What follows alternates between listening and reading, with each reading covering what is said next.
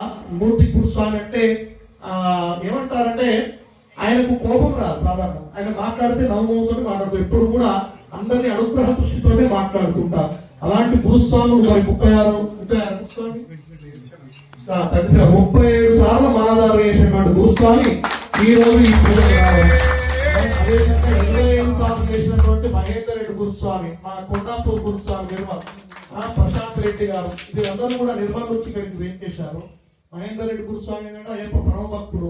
ప్రతి నెల అయ్యప్ప పూజ జరగాలి, పడి పూజ, వట్టి పూజ కాదు, ఉత్తర నక్షత్రానికి మామూలుగా పూజ కాదు, పడి పూజ చేయాలని చెప్పి సంకల్పం చక్రవర్తుల పురుషోత్తమాచార్య గారు ఆజ్ఞ తీసుకొని అందరు గురుస్వాముల యొక్క ఆజ్ఞ ఈ పుష్యం మనందరికీ స్వాగతం సుస్వాగతం తెలుపుతూ మరి స్వామివారి యొక్క అభిషేకానికి మనం సన్నద్ధం అవుతున్నాం. ఇప్పటి వరకు స్వామివారికి ప్రాణ ప్రతిష్ఠ చేశాము, పీఠ పూజ చేశాము. స్వామివారికి రత్నకట్ట సింహాసనంతో పాటు ప్రాణ ప్రతిష్ఠ బీజాక్షర సమేతంగా ప్రాణ ప్రతిష్టాపన కార్యక్రమం జరిగింది.